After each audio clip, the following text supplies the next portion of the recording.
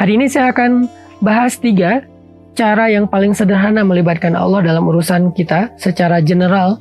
Cara yang pertama adalah mention Allah di awal. Sebut Allah di awal. Jangan lupa nge-tag Allah di sejak pertama kali kita melakukan satu kebaikan. Misalnya Nabi Musa.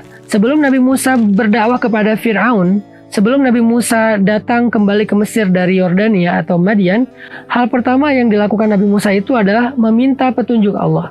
Nge-mention Allah dengan kalimat, Rabbi syrah li sadri, wa yassir li amri, wahlul 'uqdatam min lisani, yafqahu qawli, waj'al li waziran min ahli, Haruna akhi. Ushdud bihi azri wa asyrikhu fi amri kay nusabbihaka katsira wa nadhkuraka katsira. Rabbi, lapangkan dadaku, mudahkan urusanku, tuntun ucapanku agar dia mengerti apa yang aku katakan, dan beri aku seorang pendamping, seorang teman dalam dakwah ini, dalam perjuangan ini. Harun, saudaraku, jadikan dia sebagai penguat, pendukungku, agar kami bisa bertasbih kepadamu sebanyak-banyaknya, agar kami bisa bersyukur kepadamu sebanyak-banyaknya. Nah, ini adalah cara pertama melibatkan Allah dalam urusan kita, yaitu dengan berdoa, nge-mention Allah, nge-tag Allah, menyebut nama Allah, Bismillah, Insya Allah, kemudian doa-doa safar, doa-doa sehari-hari, bahkan doa-doa yang sifatnya lebih spesifik. Libatkan Allah dengan doa, libatkan Allah dengan menyebut nama Allah, libatkan Allah dengan nge-mention Allah. Dan lebih baik lagi kita menyebut nama Allah itu dengan nama-namanya yang mulia. Walillahil asma'il husna, walillahil asma'il husna fad'uuhu biha. Allah punya banyak nama-nama yang mulia, maka panggillah Allah dengan nama-nama yang mulia itu. Jadi libatkan Allah dengan cara menyebut nama-nama Allah, dengan cara berdoa kepada Allah ketika kita awal mengerjakan sesuatu. Ketika kita punya masalah dengan seseorang, langsung libatkan Allah dengan berdoa, dengan menyebut nama Allah, dengan memanggil nama-nama mulia Allah di antara Asmaullahil Husna. Dan itulah rahasia Sayyidah Maryam dan juga Sayyidah Aisyah mendapatkan pembelaan Allah ketika mereka difitnah, ketika mereka dibuli oleh masyarakat mereka. Apa yang dikatakan Sayyidah Maryam dan Sayyidah Aisyah ketika awal mendapatkan berita kalau mereka itu sedang difitnah, dibuli, kalau sekarang mungkin di sosial media. Hal pertama yang diucapkan Sayyidah Aisyah dan Sayyidah Maryam adalah Ashku bathi wa huzni ilallah, wallahul musta'an ala ma yasifun. Aku tidak akan berkeluh kesah kecuali mengadu kepada Allah, dan Allah sebaik-baik pelindung atas apa yang mereka ucapkan terhadap aku. Nah, ketika Sayyidah Aisyah dan Sayyidah Maryam melibatkan Allah dengan lisan, dengan ucapan-ucapan doa, menyebut nama Allah, memanggil Allah, itu Allah langsung terlibat. Sehingga ketika Allah terlibat, terjadilah keajaiban. Apa keajaibannya? Sayyidah Maryam langsung mendapatkan keajaiban, tiba-tiba bayinya bisa bicara dan membela ibunya. Gak ada satupun yang bisa menolak berita dari bayi tersebut. Akhirnya bersihlah nama Sayyidah Maryam.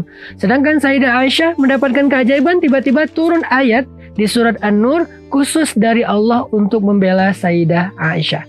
Jadi kalau kita pengen dapetin keajaiban jalan keluar dalam masalah kita, ya sebut nama Allah. Itu juga yang dilakukan Nabi Musa kan.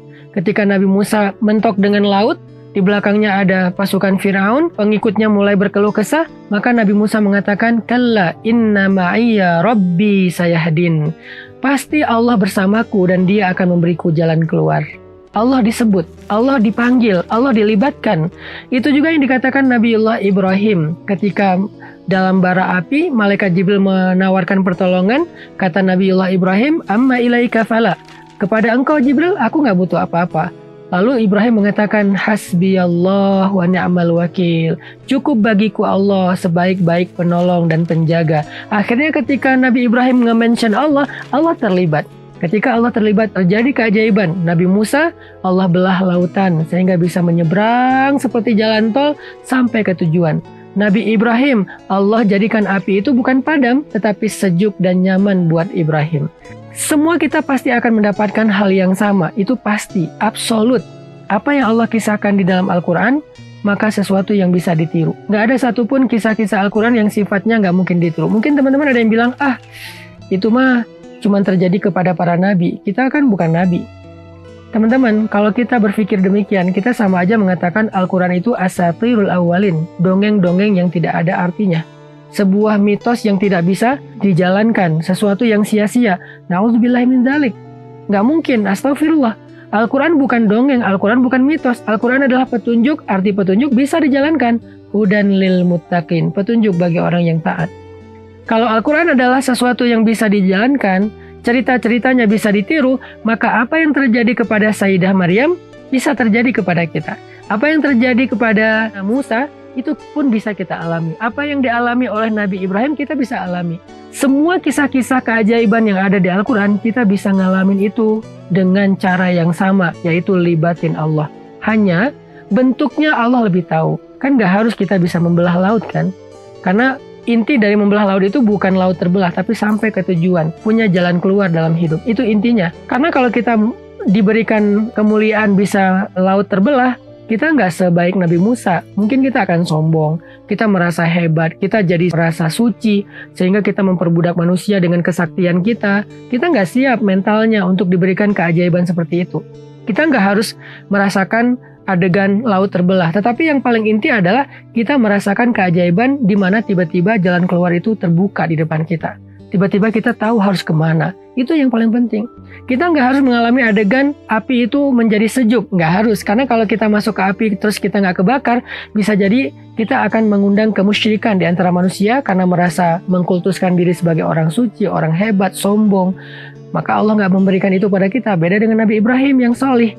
Maka yang paling inti dari api itu sejuk adalah kita terhindar dari berbagai macam kejahatan, keburukan, malapetaka, walaupun kita ada di tengah-tengah ancaman tersebut karena Allah membela kita. Gitu juga yang dialami oleh Sayyidah Maryam. Gak harus bayi kita bisa ngomong, tetapi tiba-tiba Allah bisa menjadikan banyak orang membela kita. Bukan hanya bayi yang bisa ngomong, tiba-tiba ada teman membelain kita, netizen bela kita, orang soleh bela kita, orang yang bahkan kita gak kenal tiba-tiba belain kita.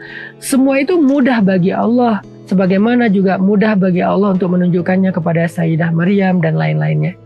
Jadi, cara pertama untuk libatin Allah, mention Allah, sebut nama Allah, panggil Allah, hafal Asmaul Husna, fahami maknanya, lalu panggil nama-nama itu sesuai dengan masalah kita.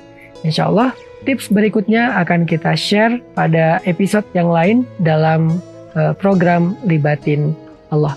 Yuk kita libatin Allah dalam hidup kita biar semuanya menjadi mudah dan gak ada kesulitan setelah Allah terlibat dalam masalah kita.